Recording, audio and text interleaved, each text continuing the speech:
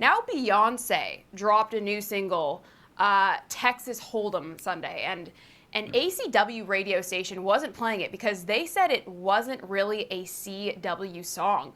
Now, after they got bombarded by Beyonce fans, they relented. But I want your thoughts on this because it feels like the lefties in the entertainment industry just won't leave any area alone, right? They just have to seize control over every aspect, don't they?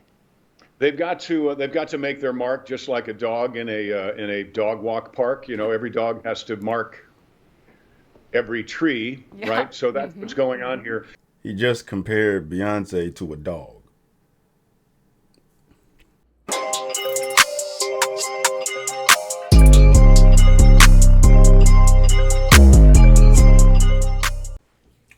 Yeah. Bruh. Bruh. Yeah, you heard what you heard, dog. Cuz they didn't even stutter. You know what I'm saying?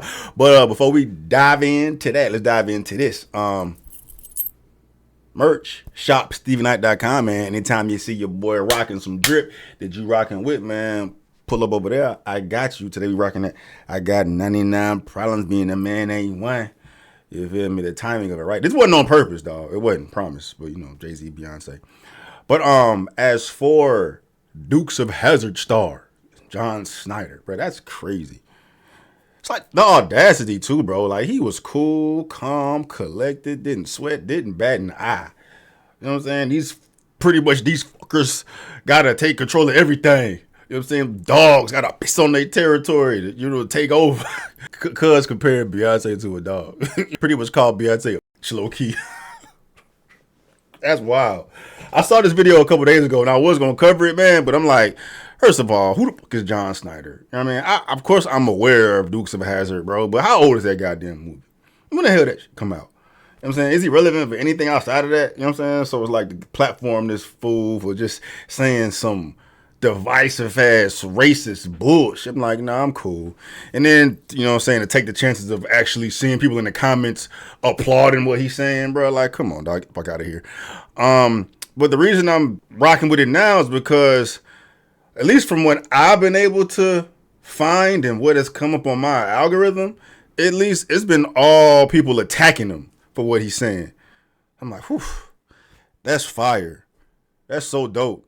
You know what I'm saying? Not like I'm a whole Beyonce advocate out here, bro. I don't give a fuck about no goddamn Beyonce, man. You gotta call a spade, bro. And to essentially say that she can't come in the country because she just want to take over, bro, fuck out of here. Music is for everybody, right? It's for everybody.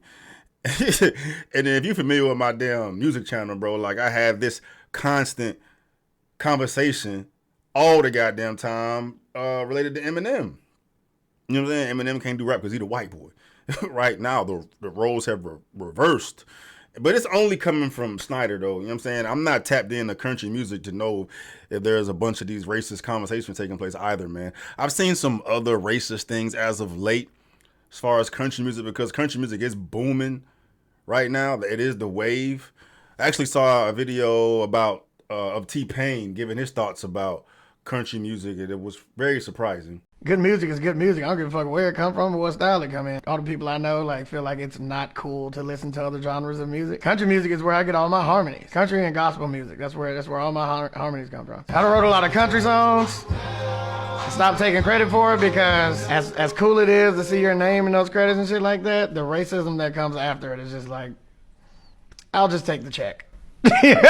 Don't put me on that shit. I'll just take the check, bro. Never mind, dude. But, you know, it's just two people giving their experiences with it, bro. But, you know, this Dukes of Hazzard, John Schneider bullshit, it's clearly fucking racist, right? Divisive as shit, you know what I'm saying? And he don't know the roots. But I don't even want to get into the conversation of the roots behind country music. Like, it's irrelevant at this point because we all just need to call a spade and hold this clown accountable for talking that shit and perpetuating artificial, nonsensical, racist bullshit, bruh.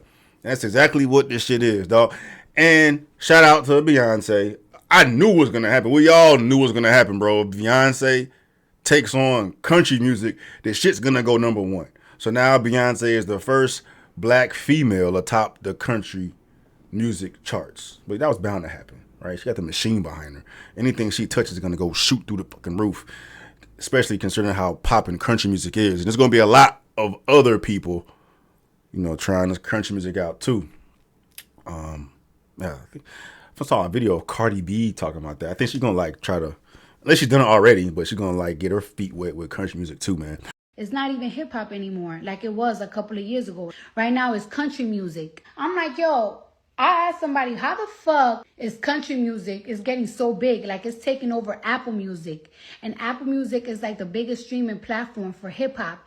But like I said, the reason why I wanted to cover this today is to show the support of Beyonce and everybody of all colors attacking John Schneider, holding his ass accountable, letting him know, like, bro, you sound stupid.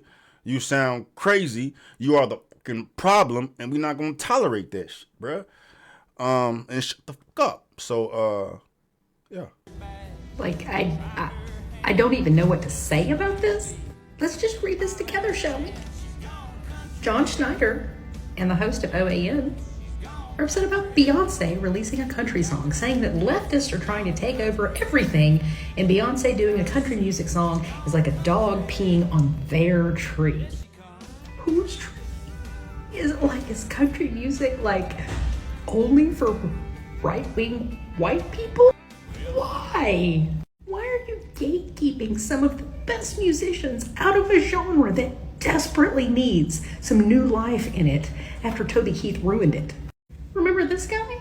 Is he the only non-white person who's allowed to have a country song? I realize that white people think that they're the best at everything, but god damn, let some people into your club. It's not gonna hurt you. So apparently we're having a big issue. John Schneider's having a really big issue, and other people are having a big issue that Beyonce has a song that is in the country genre. Good for her.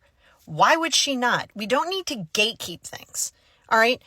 There is so many things that are going on in this world. If this is everybody's biggest concern, then wow, you are not looking in your own backyard. The simple fact that she is doing this should be welcomed. And why should it be welcomed? You may bring a whole different audience into the country genre. Why can't it be both? Right? Here's the problem. People don't like change when it doesn't look like they want it to. And you have to ask yourself, why do you not want that? What is the problem with her coming in to the country music genre? That's something to dig deeper, because it's a very, very limited mindset. You go, girl. We all know what they meant by they. If you're going to be ignorant and try to say that black people are trying to make their mark on everything like a dog in the park, you'd be completely wrong, because the inception of country music started with black people and instruments. Before we get into it, you must know that country music is synonymous with white people, white culture for a reason. It's not necessarily bad, but if you look at the Country Music Hall of Fame, I want you to count how many people are black. You could probably count them on one hand. If you're attempting to erase black people, black culture from country music, you can't do it because it's already instilled into it. The first thing you should know is that when it comes to the inception of country music, the instrumentation was very important, specifically the fiddle and the banjo. But where does the banjo come from? Well, it's a descendant of an instrument that comes from Africa called the okanting. When enslaved people were taken from Africa, that instrument came with them. But in the 1840s, the banjo was synonymous with black people. And I don't think he would go into talking about all the influence that black artists had on country music, and the fact that black people created country music and contributed so much to it. I doubt very seriously that he would go down into that well and tell us the truth about those things. But I'll be glad to do it for you, Bo. I'll be glad to help you out here, okay? Because if you want to talk about the influence that black artists had over country music, how about we talk about Arnold Schultz, who was a fiddle player and a guitar player. His finger-picking style heavily influenced Bill Monroe, who is considered to be the father of bluegrass, and Merle Travis, who's one of the most imitated country guitar players of all time. Both those men were influenced by a black man by the name of Arnold Schultz. Then you had Rufus T-Top Payne. He taught Hank Williams Sr. how to play the guitar. Now, Hank Williams Sr. is arguably considered the greatest country singer-songwriter of all time, but he learned how to play his guitar from a black man named Rufus Payne. Then you had DeFord Bailey. He was the first black artist to ever play on the Grand Ole Opry. You had Leslie Riddle, whose guitar playing influenced the Carter family. Again, the Carters are considered one of the founding fathers of country music, but yet they drew their influence from Leslie Riddle. You also had Henry Glover. He was one of the few record executives back in the day that was black, who scouted for King Records and wrote songs for artists on the label. Then you had Linda Martell. She was the first black woman to ever play the Grand Ole Opry. And you can't not talk about Charlie Pride, who had 29 number one hits, and he was RCA's second best-selling artist behind Elvis Presley. So if Bo Duke wants to talk about country music, I know a thing or two about it. Listen, save your phony accent and your pretentious good old boy bullshit for somebody else. Fire. That shit made me happy. It made my damn day. You know what I'm saying? I'm sure there's a bunch of divisive shit out there. I'm sure this made the racists come out, man. But fuck y'all. Racist ass bitch. You know what I'm saying? Music is for everybody. Ain't no genre, race specific. Not hip hop, especially not country. You know what I'm saying? And you know, the John Schneiders of the world better get used to this shit, bro, because Beyonce has now opened the floodgates for other people to dibble and dabble in country music too, and you know, try it on out. Bro, I haven't posted the fucking video. I'm tripping. I'm tweaking. I forgot cuz name. Black dude with the doo-doo dreads doing the country music, bro, and it's taking off, dog. You know what I'm saying? So we may have to open the floodgates for me, because I may have to start tapping into country music on my music channel too. You feel me? But yeah, it's dope. It's y'all's thoughts.